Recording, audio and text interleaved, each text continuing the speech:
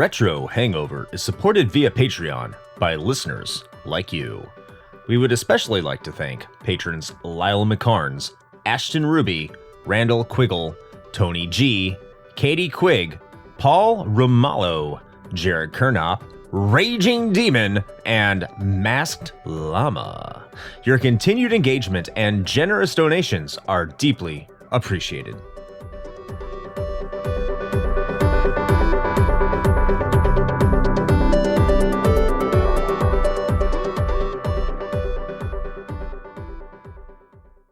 Vice, you dumbass!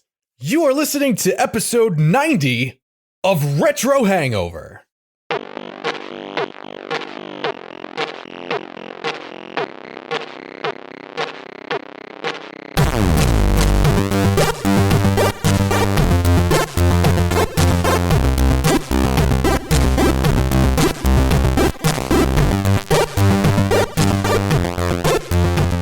Hello, retro and classic gamers. Welcome to the podcast where we are fervorously finding figurative fun for frivolous flat fuck Fridays. This is episode 90 of Retro Hangover. I am your co-host, Chris Copleen, with special guest, Backlog, Oi Cunt Adam, and, as always, your host, Shane Papa Dick Dragon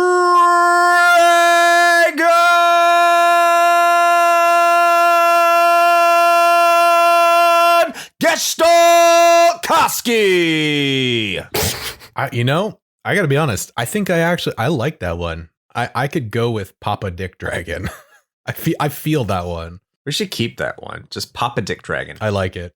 I fully expect that that's going to show up in the Discord now after this episode airs. It should. It's better than a young Dick Dragon. Yeah, that sounds illegal in some way. I'm not sure how, but it could be. We're not saying it would be. Where are we going? Hi, Adam. I don't know. Probably away from that topic. Let's change course. How are you doing? I am bloody good, you dogs. How are you? Wow. You went extra Australian just for us. Just trying to perpetuate the stereotype that we all talk like Ocker Bogans and then, just live up to the hype. Yeah. When I said that I was going to be recording this episode with you, my wife was like, as I was walking in here to start setting up, she was like, and tell your Australian friend I said g'day, mate. And I'm like, I will not. They have never probably heard that ever in the history of ever. Well, g'day to you too, little lady.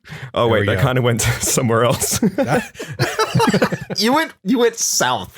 I went cross-continental. American South. North. And no. Yes. I don't know. This is not a geography podcast. Who knows? Yes. I'm just happy I can say c*** around you and it's okay.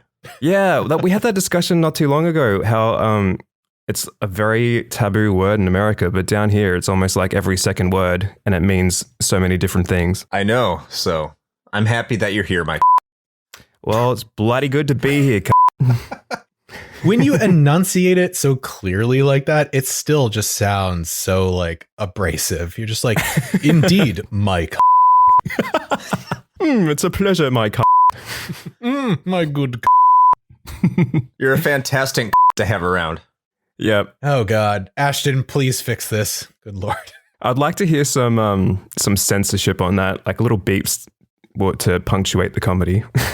Yes, please. What? But do it on live TV where you hear them say the word. Oh yeah. They say shit, and then it just right after they say shit, it just blanks just out. That one guy frantically smashing a button behind the scenes trying to catch them all. Yeah.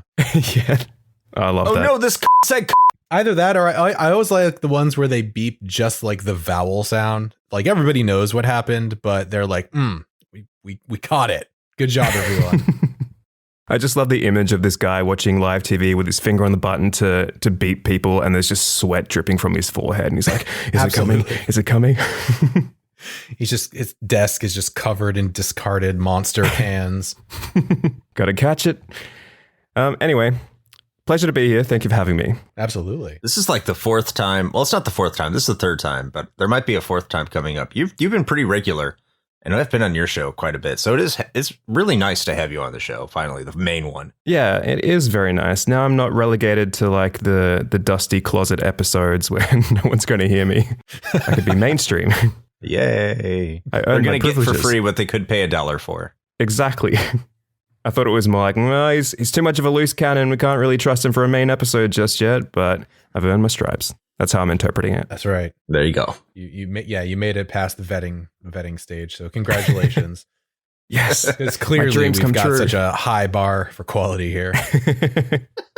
Okay. Shane, what are you playing? What am I playing? That's a good question, actually. Not a lot at the moment, if I'm being perfectly honest. I'm trying to wrap up the rest of season 23 of Diablo 3 on my Switch. I'm like this close. I've got one more objective, like seasonal objective to do, and then I'll have finished the whole thing, which I don't always get to do every season. It really depends on the character build that I end up going with, and sometimes it's easier to push that far than others, but I went with a good one this time, it seems, so I was actually able to easily knock out most of that stuff, so I can get my completely necessary cosmetic pet as the reward and feel very accomplished. So I got that going for me. Besides that, though, I've been trying to finish up Captain Toad's Treasure Tracker. Actually, I went back into my Switch backlog to try to dredge something up that I had started but not finished, and so I'm getting pretty close on that too. Although that game, I feel like it just keeps going, which is,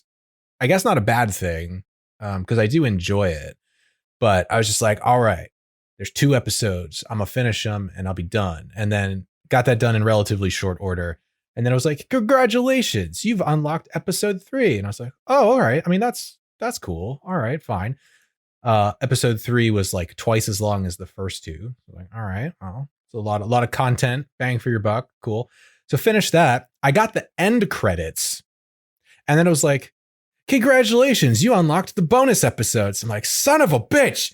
Like, I just want to be done with this. You're playing this on Switch? Huh? Yeah. Traitor. Dude, whatever, man. It's if I have a choice between playing it on Switch or your beloved Wii U, I'd rather have the thing that I can carry around with me. Okay. Plus, it maybe looks nicer. I don't know. But yeah, man. Yeah. So that's actually pretty much it right now. I already wrapped up, our game du jour a little while back now, so didn't have to do that. But yeah, I don't know. But you know what? I'm gonna toss it over to Adam. What have you been up to lately, sir? I am drowning in the backlog, to be honest. And since I've started working full time, fitting, it is like literally giving me anxiety because there's so many games to play. The game that we're talking about today, I played the remaster, so I am like up to ending B. I haven't completely finished all the endings, which is a real bummer because I wanted to finish that before we recorded, but that's okay. I'm also halfway through Undertale because I've got an upcoming episode on that, and that is giving me anxiety. And this morning, rather than playing anything that I should be playing, I decided to play the Scarlet Nexus demo on Xbox One because I was like, ooh, that looks interesting. It kind of just looks like a more fast-paced version of Code Vein, if anyone ever played that. So it's kind of fun, I guess, but very, very anime. And it was super cringe because when I finished the demo, it jumped into like these cutscenes and then it interspliced live action music videos of this J-rock band singing some song. And I was like, ooh. I feel really uncomfortable. Nice. Bringing back the FMVs. I like it. Why is that uncomfortable? Yeah, I don't know. Like, I hate seeing people sing a song at me through my TV when I was under the impression that I was playing just a game. I was like, just like in general, people. Like, do you just take general umbrage with the idea of like MTV or like what? Yeah, those recording artists and musicians should not be on my television set singing at me. It should be audio only. No, it was weird because all of a sudden it was like real Japanese people, and it doesn't matter that they're Japanese, but they're just wearing like not just real people. Why real are there Japanese people on my TV? They exist. And very Japanese style clothing, like flowing black robes, and all the men had long dangly earrings. And I'm like, this is really confusing for me, so I'm just gonna skip. They're Sefikuja. Yeah. I just like, what is this the state of the world at the moment? I'm so confused. But anyway, demo was good. That's about it. Great. So, I mean, so you say it's Code Vein-esque. I'm trying to remember if that's the anime Dark Souls, right? Pretty much, Yes. yeah. So it looks very similar to Code Vein visually, but the gameplay is a lot more fast paced and it's not sort of held back by the Dark Souls style of like slow progression and slow combat, which isn't necessarily a bad thing, of course. I think it's kind of more in line with something like Devil May Cry than a Dark Souls. Okay. All right. Yeah. I get what we're putting down. Kind of Bayonetta, perhaps. Yeah. Yeah. Somewhere halfway between Dark Souls and Bayonetta. I might be interested in that, but all right. That's cool. your game, Shane. You get these like really cool psychic powers and stuff when you can like use telekinesis to pull parts of the environment off and then throw them at the enemies. So that's a really cool sort of combat dynamic that I hadn't really seen in too many other games. So yeah. Nice. Yeah, I'm trying to think. I feel like Force Unleashed might be the only other thing that comes to mind for something like that. All right. So, Chris, what about you, sir? I've been bouncing between 2 games, technically 3. So I'm still playing Cotton in kind of my spare time for the PC Engine CD, TurboGrafx CD. And I'm almost to the point where I can get through the game in one life, because it's one of those games where you die and it doesn't take everything away from you, but it definitely makes it a little bit more difficult. So, yay, it's a shmup, definitely. And the other 2 games I'm playing, I was playing it for a collaboration we're doing with another podcast I don't want to formally talk about quite yet, but I am playing Grandia 2, and there's no reason for me to do it at this point. I'm trying to finish this game, and it's a good game, but I'm noticing the Switch port is horrendously buggy, and it won't play video at some points, and it'll crash at other points. Oh. So if you're going to play Grandia 2, don't play it on the Switch. It's bad. I don't know what it's like on Steam, but for some reason, at least the version I have, I don't know why it does this. It always crashes or just something weird always happens with it. Like the sound is weird. The voice acting for one of the characters, they'll start saying something when they cast a spell, and then it will shift over to another character in mid-sentence. It's just so fucking weird. I mean, it's a good game. It's fun. It's fucking Grandia 2. So, like, the battle system, you're going to have a good time. Yeah, there's something wrong with this Switch version. And the other game I'm playing is Shining Force 3 Scenario 2. And it's good to play that because I honestly think it's a better game than Grandia 2. I'm having a blast with it. They made a lot of little improvements in between Scenario 1 and Scenario 2 that I wasn't expecting to see. The graphics looks better. I won't say the sound's better. The music's essentially the same. But just everything about the game is like there's just slight little improvements that make everything a little bit better, and you don't really notice it unless you've just played like the first one. So I'm having a lot of fun with Shining Force 3 Scenario 2 for my Saturn. And I look forward to beating that and moving on to Scenario 3 while I neglect all my current gen consoles for the old stuff. And I'm having a great time doing that. At least I have children to not make me feel bad about this. Well, I mean, given the show, I feel like we wouldn't have it any other way, right? I guess that kind of makes sense. It does say that we are trapped in the past, and I love that. We are hungover on it, so to speak. Indeed, one might say. One may say. Well, speaking of games that came out in the past that we have, I think, for the most part, at least a couple of us, more recently found some very deep affection for, happens to be NieR, the game du jour, as I mentioned earlier. So we're going to jump right into that. And in order to give us a little bit of a brief history about NieR, Chris is going to take it away.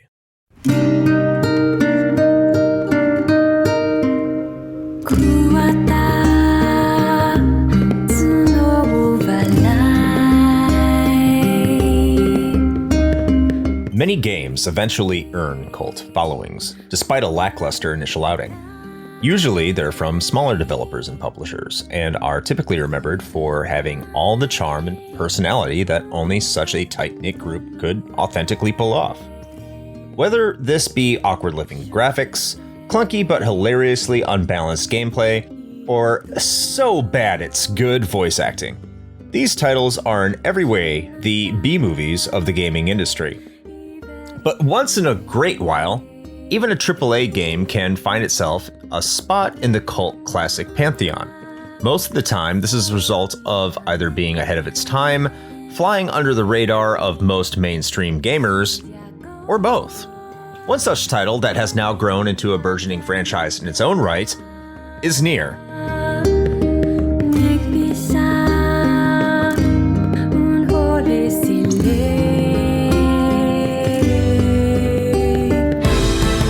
Development would start sometime in 2005 or 2006, shortly after the release of Drakengard 2.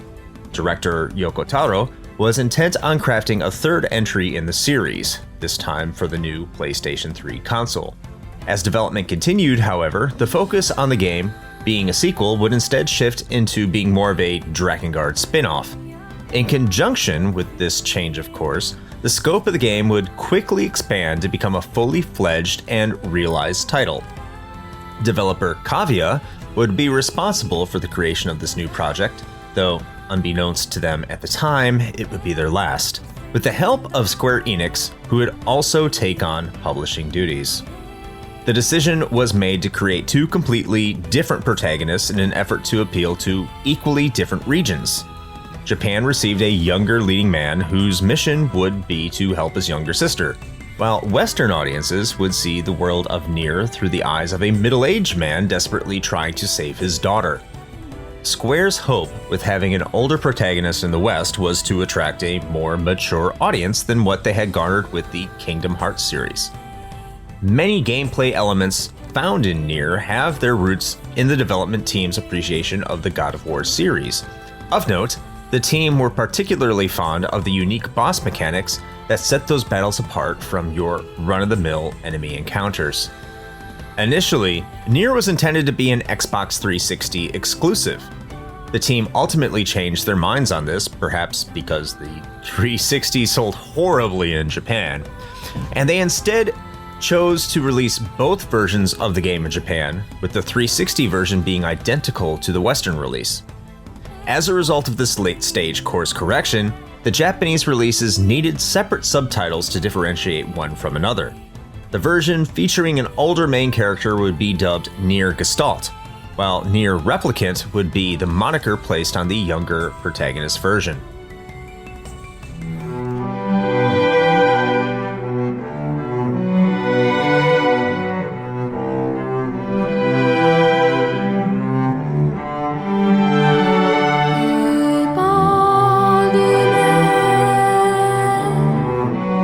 NieR would see release in late April of 2010 across all regions and was a critical failure, only managing to see just below average sales. Gaming outlets panned the graphics as bland and unoriginal, while citing the gameplay as nothing to write home about. In terms of an aggregate score, NieR limped its way to a mediocre 68 according to Metacritic, and only managed to sell a total of approximately 700,000 units worldwide. It looked as if the game would quickly become a mere footnote in Square Enix's vast library. However, this was not to be. Yoko Taro would get to witness his creation receive another shot at life when he and developer Platinum Games decided to team up and make NieR Automata, a surprise smash hit that would breathe life into its nearly forgotten predecessor. As a result, NieR was quickly heralded as a hidden gem that was criminally overlooked. With many singing its praises as a game with a complex and deeply emotional plot, this newly found love and interest would lead the game to receiving a full-blown remaster in 2021, a release that received significantly higher sales figures and positive critical reception than the original. Remember, folks, sometimes game reviewers are just wrong. And that is your brief history of NieR.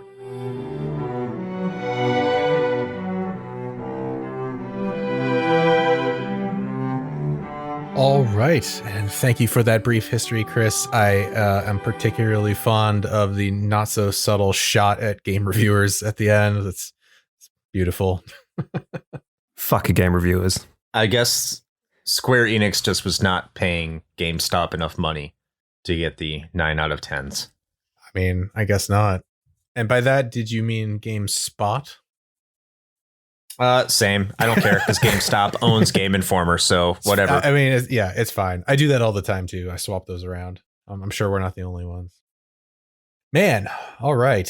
NieR. We got, I feel like we got a lot to talk about. And also, for the record, I feel like it's going to be focused a lot in one particular category out of most of the ones we generally like to talk about. But for good reason. And also, we generally don't do this because we kind of assume, right, that people kind of know already. But I feel as though I should throw it out there just in case you've managed to make it this far into the episode and have not played NieR. Not that I don't want you to listen to our show, because I do. I love you and thank you. But there are going to be a shitload of spoilers coming up. And so if you want to experience this for yourself, I might suggest pausing this, going and playing the game, and then coming back and listening to the rest of it. And now that that's out of the way, don't say we didn't warn you. All right. I think that's enough time for them to pause it. So good. So if you're still here, congratulations on playing the games or not giving a shit. One of the two. Hey, you're awesome. Congrats on the apathy. So we're going to roll into what we normally do and talk about our personal experiences. So let's kick this off with our guest, Adam. Woo! And how about you tell us what your own personal experience is with this game? Well, thanks for asking. So I heard rumors of an Xbox 360 RPG way back in the day on a podcast called IGN Girl Fight, because I was really into Jessica Chobot at the time and she was on that show. Fair. And there was this chick on there called Megan Sullivan, who, by the way, I can't fucking stand anymore. But she was talking about a game called NieR, which is an RPG, and she's supposed to be like the RPG specialist. And she was like, oh, it's really good. And there's like these weird bullet hell sections. I'm like, okay, this is piquing my interest. So obviously, because the 360 didn't have many RPGs, it was my main console at the time for that generation. So I was like, sweet, I'll just get whatever I can, because I was starved of RPGs. So I was like, all right, let's jump in and see what it's about. And then I picked it up and it was awesome. I spent a lot of late nights. And for reference, when I got this game, I just moved out of home. I moved interstate to a new city with no family. And I was really sort of like lost in my life. So NieR came around when I was feeling really lonely and kind of depressed. And somehow I survived it, because this game can be a bit depressing. I feel like that could possibly be the worst time to play this game. But to its benefit, it allowed me to connect with it on a level which I think is a lot deeper than the superficial just playing a regular game thing. So it hit me emotionally, and it was kind of cathartic to be in that sort of state of mind while playing a game which related to that state of mind. So I spent a lot of late nights home alone as a very poor student playing NieR until I got to the end, and it was like the clouds had opened up and a ray of sunshine shone on my little heart, and I fell in love. So that's basically it. Awesome. Yeah. All right, Chris, what about you, man? How'd you come across NieR? I don't know. I think that's the best way I could really say it. Look, in 2010, I was up in Great Lakes pushing boots, which is also, a drill sergeant. He's a shoe salesman. Yeah, I get it. Yeah, I get it. It's drill sergeant for the Navy. I'm not going to go into bore you down with semantics, but I was busy as fuck. So I didn't really have a ton of time to play video games whenever I did. I think I barely squeaked in some Mass Effect 2 at some point, but that's where I was at. So NieR, it's a Square Enix release, but by that point I was only picking the biggest games of the time. So I didn't really pay attention to it. I wasn't really even paying attention to gaming reviews. It was just like the big games. I don't remember picking this up. I think I got this sometime in 2014, 2015, when I was just picking up random games. It was just weird. This game is cheap and I've heard of it, so I'll add it to my collection. And I didn't play it because that's what collectors do. They don't play the games they get. They just put them on their shelf and be like, I'll get it to eventually, which is, what's sad. But I kept on seeing some friends on social media, especially once Automata came out, just nonstop talk about NieR, specifically NieR Automata, and that, they're great companion pieces. And I came to the conclusion that, okay, I need to play this game at some point. And last year in October, I was like, now's the time to play NieR. I've just nonstop heard about things. I'm going to pop this in. I started playing it. Our friend Riku, who, that we had an episode earlier with him for NieR Automata, good friend of the show, and may he rest in peace. He was always there, talking to me about NieR in DMs on Discord, because I was like, I'm playing NieR, and he was super excited. So we would always exchange plot points and spoilers and all this stuff like that. And it really got me more into it. I would theorize like, oh, where's this going? What's happening? And it slowly blew my mind more and more every single time I played it. And it just became a game that I absolutely too fell in love with, despite all of its, I guess, small flaws, so to speak. And that's where I kind of am on it. How about you, Shane? Yeah, I honestly had no idea that this game existed at all until I saw it being brought up in our Discord several times. Probably mostly Riku. But yeah, I mean, and even to be fair, I was even kind of on the periphery of the whole Automata thing too, because I didn't, I guess, realize the significance of that game really, because to me it just looked like another JRPG with hyper stylized characters with the eye patch and all this business, and I was like, yeah, I mean, okay, I mean, it looks cool, but whatever. And I didn't really give it a second thought. And yeah, and then I started seeing some mentions of this popping up more frequently, and then it got around to the point where we were talking about recording an episode about it, and I was like, well, fucking okay, I gotta go play this game. And so, grabbed a copy on eBay. I can't remember if this one was the one. One of the ones I bought recently on eBay was actually like a brand new, like in the shrink wrap one. It might've been this one, which is actually kind of surprising, but yeah, so that's how I got it. And then I'm gonna be honest, like, I'm actually really glad that I didn't have any preconceived notion at all going into this. It wasn't like something that somebody told me a whole bunch of shit about and they were like, now you need to go play it. I'm really, really happy that I experienced it the way I did. And we'll get into more of the details of that later. But going into it basically completely, cold, having no idea what I was expecting from it. Man, it was an experience. Just out of curiosity, how much did that set you back on eBay? I want to say it was like $40. Yeah, that sounds about right. It went up significantly in price. There was a time where you could pretty much pick this game up for almost nothing. Yeah. Like many cult classics. When I got it at the time, I'm pretty sure it was like $20 or something Australian. So that's like, what, $10, $15 US? I don't know. Roughly, I'd say around $15. Yeah. Yeah, I say I'm not entirely sure what the dollar to dollary do like conversion is, but we're like 50 to 75% more. Ah. Yeah. I guess that does make sense because I always hear about how like egregiously expensive things like video games and stuff can be over there, right? Yeah, true. To be fair, though, our salaries are higher, but so it all sort of equals out. Guess that balances it out some then. Yeah. Yeah. I think we're about to get into the guts of this discussion. Strap the fuck in for like 2 hours because here we go. Holy shit. All right. I've got my catheter. Yeah, we're going to spend a lot of time here. Fantastic. Okay. The plot. Let's talk about the plot.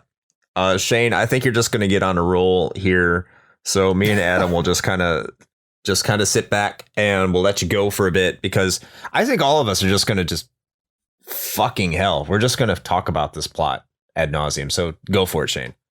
Oh man. Where do I even begin with this? So as I was just saying, I had zero preconceived notions of what this game was supposed to be other than it was some kind of RPG. And for the record, you can say what you want about it. And, if you know about the game, then you're going to have different feelings. But looking at the box art, or at least the Western box art, of course, for the game, this is 100% something that I would probably walk by on a shelf at like a GameStop and not look twice at. It's like pretty fucking generic if I'm being frank. Especially for the time. Oh yeah. This is like it's Gears of War, but it's medieval. He's got a sword. Everything is kind of dark and gritty and whatever. There were no do-rags though. But wow. Hey, listen, man. Do-rags are a central part of Gears of War. Okay. They are. I'm not saying you're not. I'm not saying you're wrong. You're making it weird now.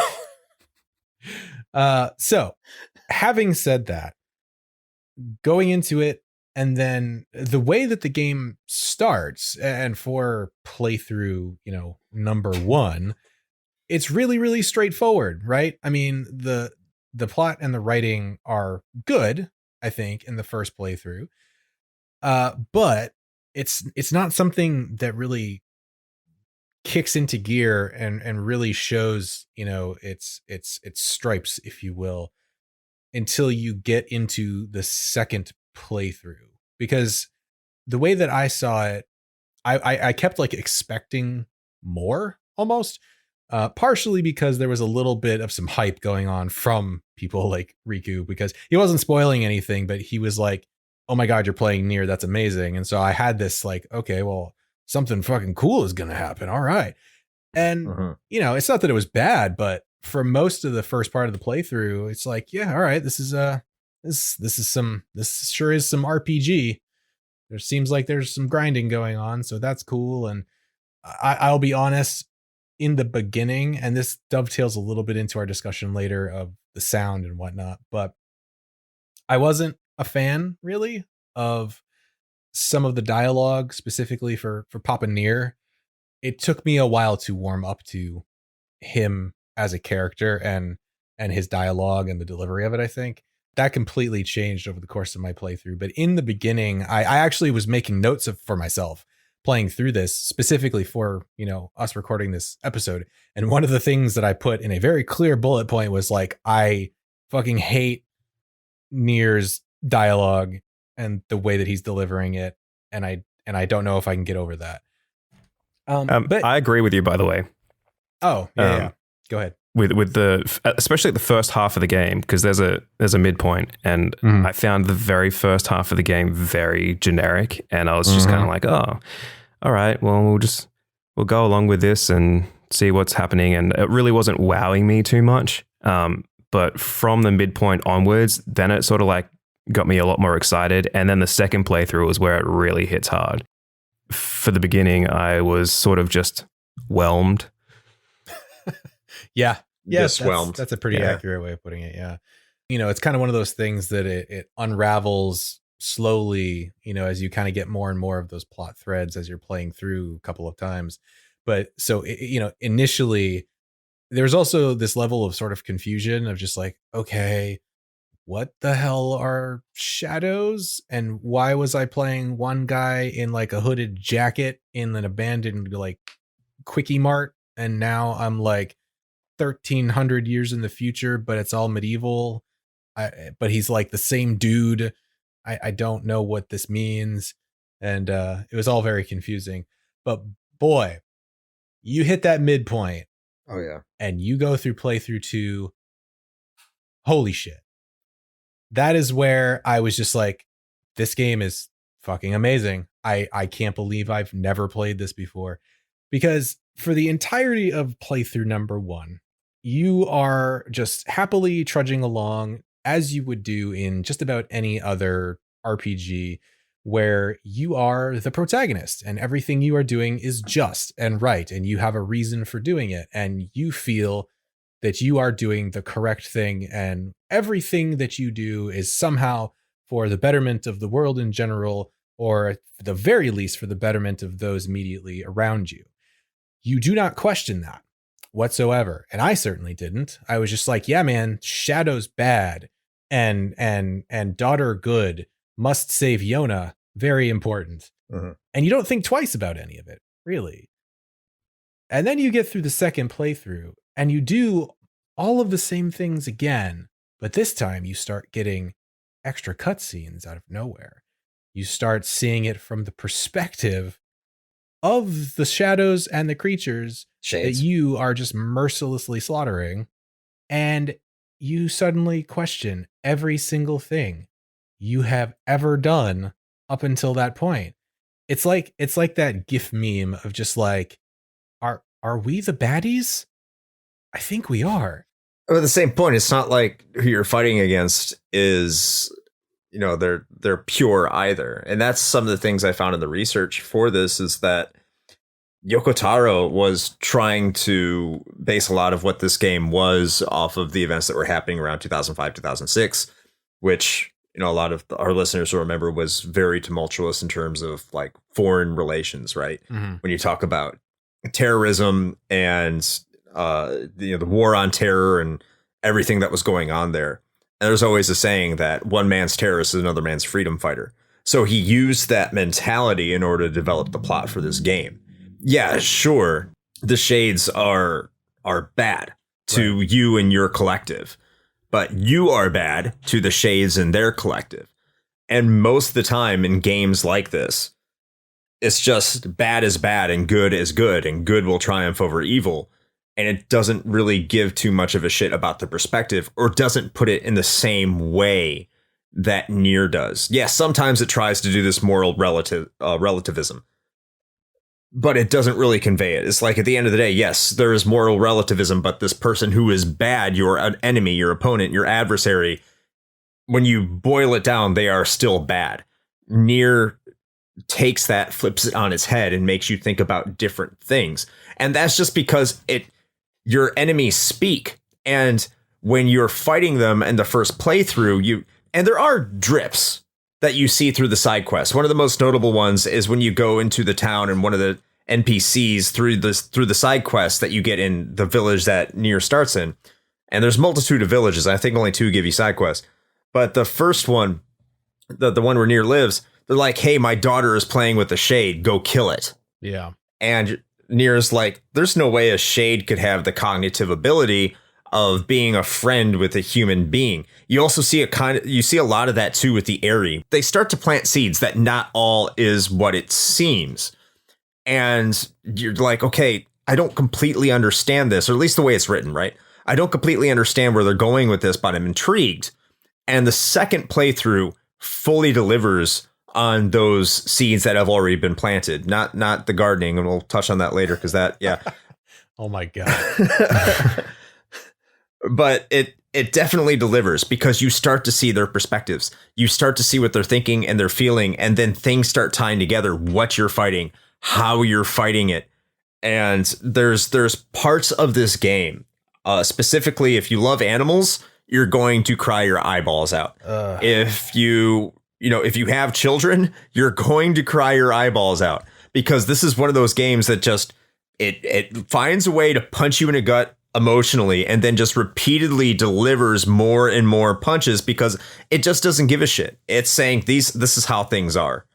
I don't want to take any more oxygen up. How about yourself, Adam? What do you think? God, I don't know where to go from there. Yeah, I love the way that you play through the first playthrough and it seems pretty cut and dry and there's just hints that something big is going on or whatever. And then the second playthrough it completely recontextualizes everything.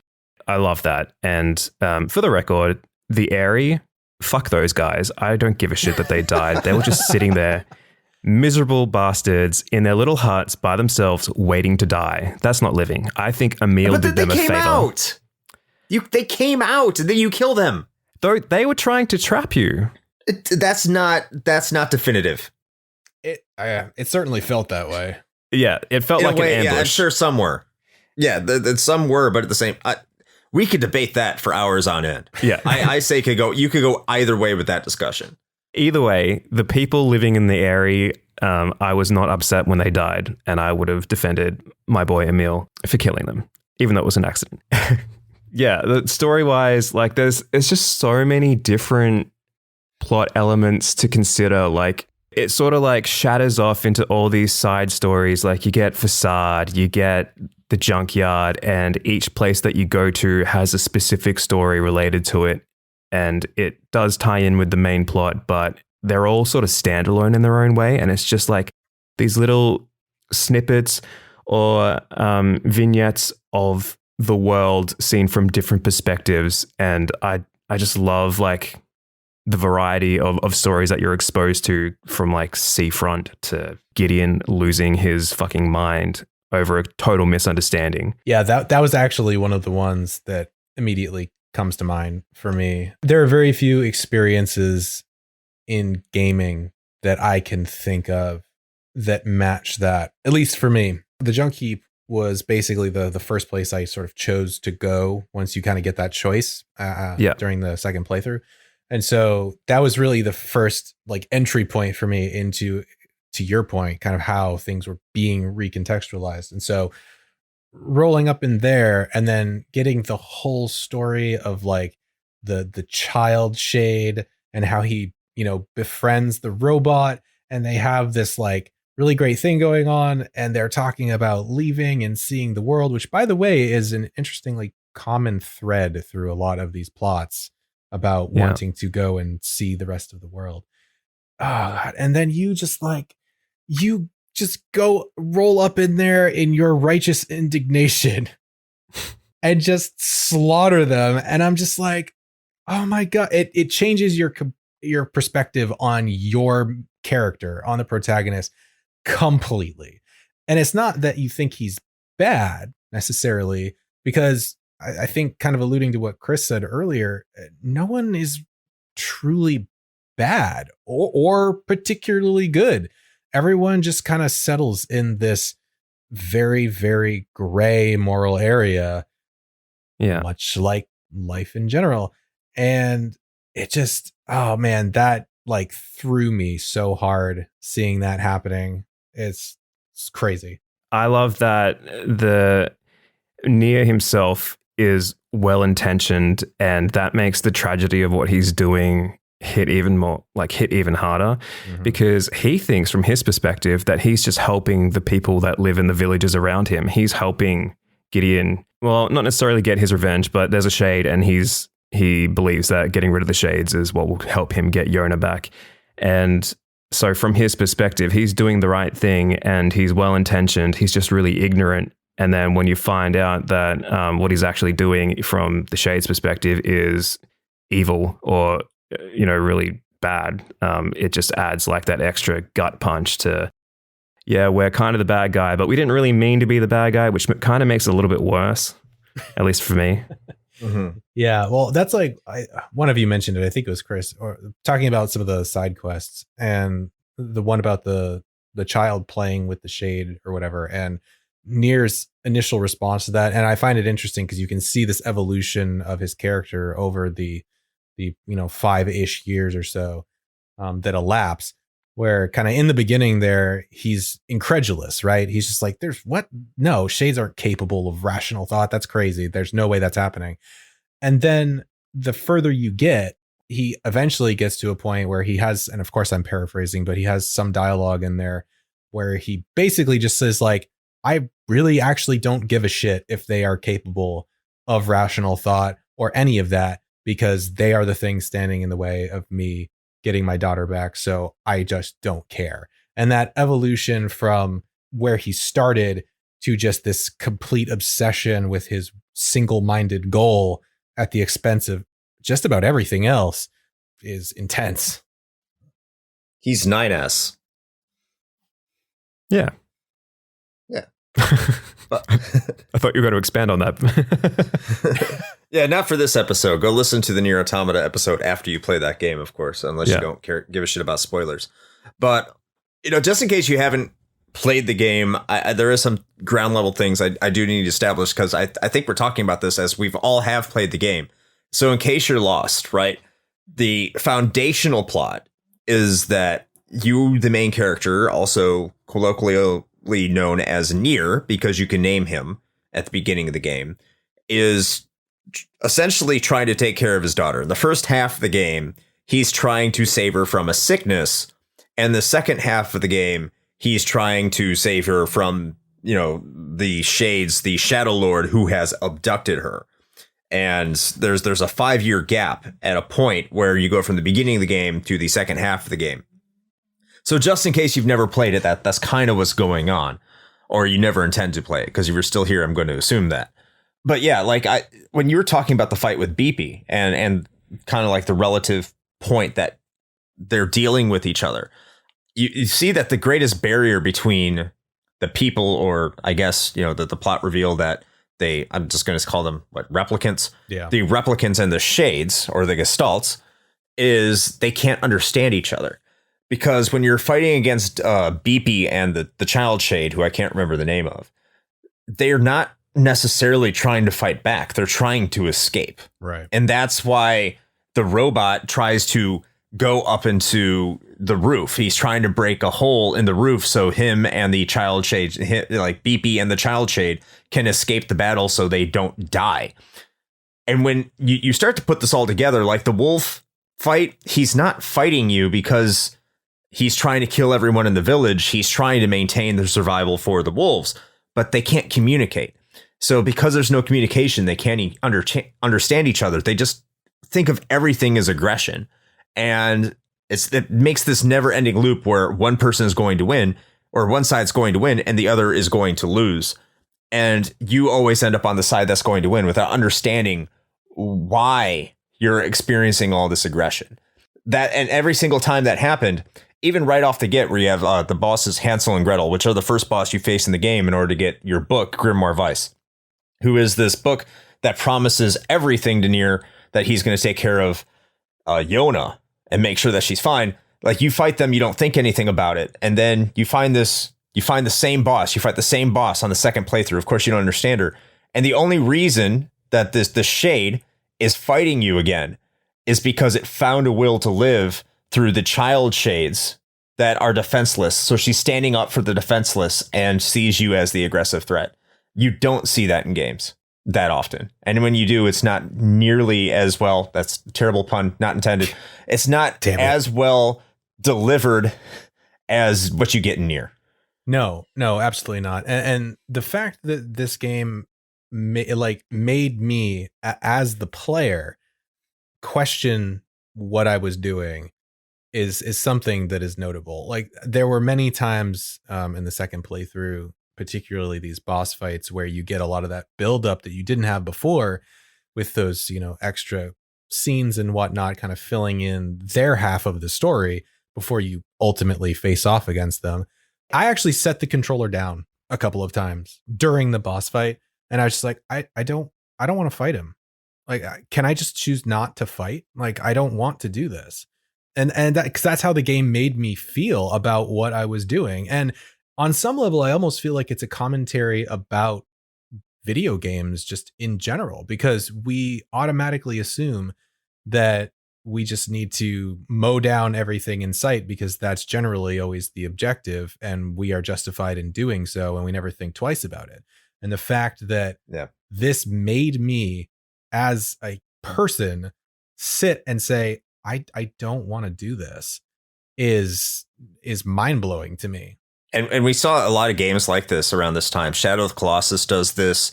Spec Ops: The Line does this. So this was a theme that I would love to see return back to games, because there's making something morally questionable, I think, adds a layer to gameplay that really makes it shine through as art that you don't get normally. I think the way that they do it as well is pretty notable, because lesser games would take a theme like that and a story element like that and just sort of rub it in your face, and it'd be really on the nose, like, oh, look at you, you're the bad guy. Whereas this one, I love that the fact that you have this Route A ending playthrough from beginning to end, and that's one experience. And then after that, the following subsequent playthroughs is like revealing another layer and another layer. So it's not like ramming it down your throat like, this is the story, this is the theme. It's gradually exposing you to it, which makes you reflect back on your past choices more than you would have if it was just like a lesser game, basically. Yeah, no, absolutely agree. And I think the fact that the gameplay stays pretty much identical for each of the encounters, I think is important too, because to your point, they could have kind of ham-fisted this a little bit, right? And, changed some things around like in the encounters to be like, look, it's different now. Aren't we amazing? But like Right. they kept it the same on purpose because I think really it was to elicit that response that I ended up having on it at least a couple of the occasions where I'm like, oh, I have to do this. Like I have to play this through the exact same way I did last time. But now I'm doing it with this completely different mindset, and it feels bad, man. It feels bad. Yeah. At the same time, though, like they're aggressively coming after you. It's also becomes a survival thing for NieR. It's like kill or be killed. Sure, yeah. Which is how you can justify it. So I do have a question about the plot because I don't think all of it's perfect. Mm. There's definitely some plot holes there. And maybe Adam can answer because Adam is like super NieR fan, celebrating Mr. Klemps on YouTube and everything. Okay. What the fuck is up with the aging? Oh, I know that. Okay. Because, so for you listening, I'm going to explain why I'm asking this question. The 5 years passes, and in the Japanese version, NieR Replicant, he goes from a young looking person to an older person. And even in the American version, North American Western version, you see Facade, the prince age slightly, and his prepubescent bride, icky enough, age slightly. But the thing is that this is 1,300 years in the future. And when you get to the end of the game, it says that NieR, Papa NieR, or in Japan, the young NieR, is the original Gestalt because they separated Gestalts and replicants. It's very complicated. But in essence, this, like, they're not supposed to, how are they aging? It's been 1,300 years, but these people, these replicants who are supposed to be your people, are essentially vessels for the shades to eventually inhabit, but they age? Is there any official word on this? Like, what is this? Yeah, I had this same exact question, and I looked up a potential answer, but I'll let Adam take this one. Okay, well, you can correct me if I get this wrong because I haven't read about this for a while, but my understanding of it is that replicants are not machines. They're like bioorganic things. They're alive. The only difference is, and this, I think I'm getting this from an interview with Yoko Taro himself, who was posed the question of if they're not human, how do they reproduce? And so all the replicants age as they normally would, and they can't have babies, but what happens is their keepers, Deviler and Popola, will just at one point tell them, hey, you're going to have a baby, and then a baby will appear because they don't know what regular biological sex and, I mean, they have sex, but they don't know regular biological reproduction, how that works, because they just don't know any better. So they're just given a baby one day and like, this is yours. And they all grow old. And the replicants are based off of people who were in the Gestalt program. So they have all the DNA for these people. What they do is they just get the DNA, then they make these like test tube babies basically. And to avoid like suspicion or having copies or whatever, they will just stagger who gets to live at certain points, and then they age and die. So someone like NieR could have had, and has had, it's hinted at that he's had multiple different lives with Yona throughout the 1,300 years. And, maybe one day somebody in the village who is a grandmother to one replicant will actually be like their sister in another generation or something like that. So it's like a planned program to keep them alive, but reproduction doesn't work the way that it would with a regular human, but they just don't know the difference. Does that make sense? Yeah. Yes and no. Yeah, that actually pretty much lines up with what I kind of dug up to. Because I had the same thought, and Brianna and I were discussing this after I finished, because she watched me play the whole thing, and I was just like, okay, so is NieR the same NieR from 1,300 years in the past? Because that doesn't make any sense.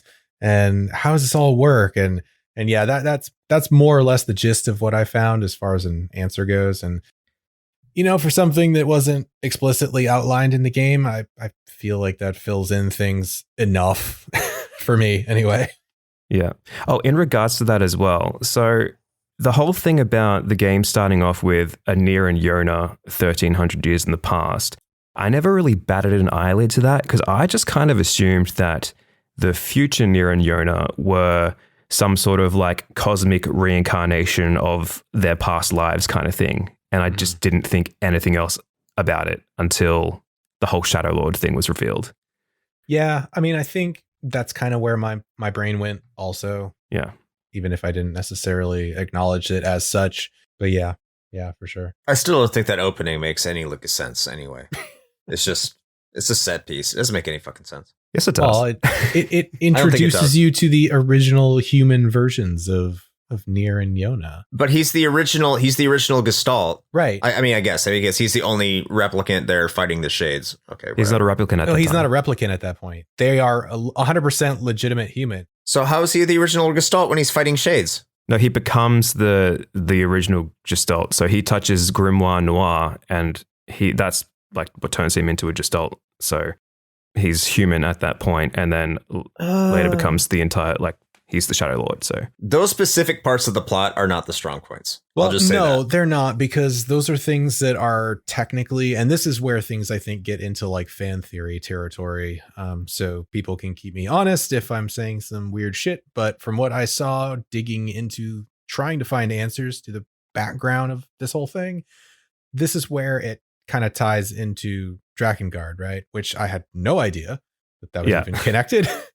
Outside of, like, I found out that one offhand reference that the tree makes to a dragon memory is actually a direct reference, but we'll get to that in a minute. But apparently, and I'm probably going to paraphrase this badly because it was a little bit ago since I read it, but the initial issue was the result of the ending, I think of, was it Drakengard 2?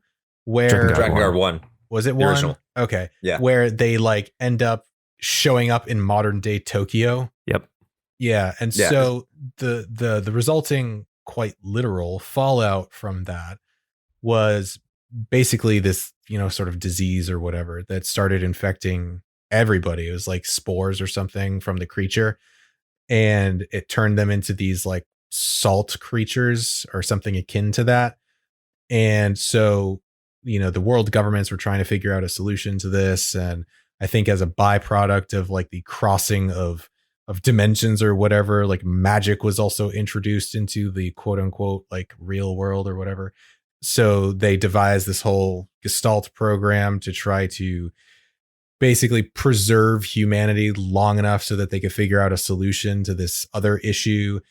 And then, because that's, I think, where the shades ultimately come from originally, if I'm not mistaken. Basically. I don't know. It's all kind of convoluted, but I think I'm more or less on target there. Yeah, you're pretty much right. I mean, I don't want to like get into like tons and tons of details about all of the connections and stuff because we're going to be here. Go watch Clamps. Yeah. Essentially, you're right. Like the way to save humanity is to separate their souls from their bodies. So once the soul is separated, it becomes a Gestalt, and then the idea was to have these replicants in the future be biological vessels that they can put the shade version, well, the Gestalt version back into them so they can basically become alive again.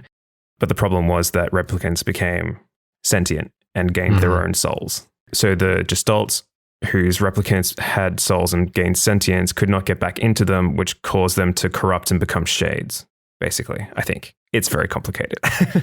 It's so hard to describe it as well. Essentially, they made a complicated MacGuffin to give you emotional gut punches repeatedly. Right. Pretty much. But yes, in good old Yoko Taro fashion, there is so much material that you can read about this and so much lore, like kind of like Dark Souls-esque, where you can just like, it's there and it's to be read if you want to, but then somebody else, thankfully online, has collated all the information and you can just sit there and read it from beginning to end. And it's really interesting. And there's tons of like short stories and audio novels and just like supplementary material that you can really sink your teeth into. And the world is crazy complicated, but they put so much effort into like putting that all together for a game which doesn't really necessarily address all of it, which I think is cool. Okay, so correct me if I'm wrong, but was it Yoko Taro who was the one that disseminated like some key information about the background plot of NieR and the sort of involved universe through like random ass like theatrical productions in Japan somewhere? Was that him? Because I heard something about that. And I don't know if that was him.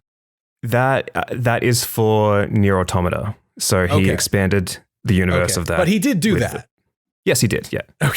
Okay. I just want to be clear. He like did some community theater shit and like communicated some apparently semi like important things that fill in like It's Very holes. important, not semi. And I'm just like, who does that?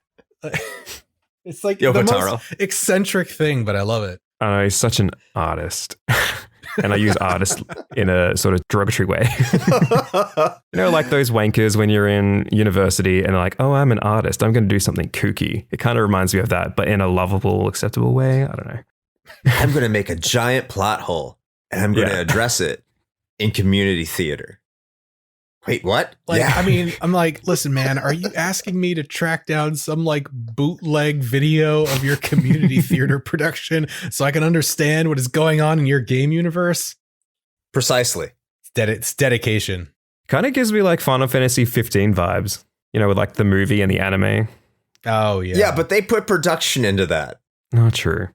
It still didn't help them. Didn't it flop? The movie, I think the anime did. The game did fine. That's a different topic for another day. True.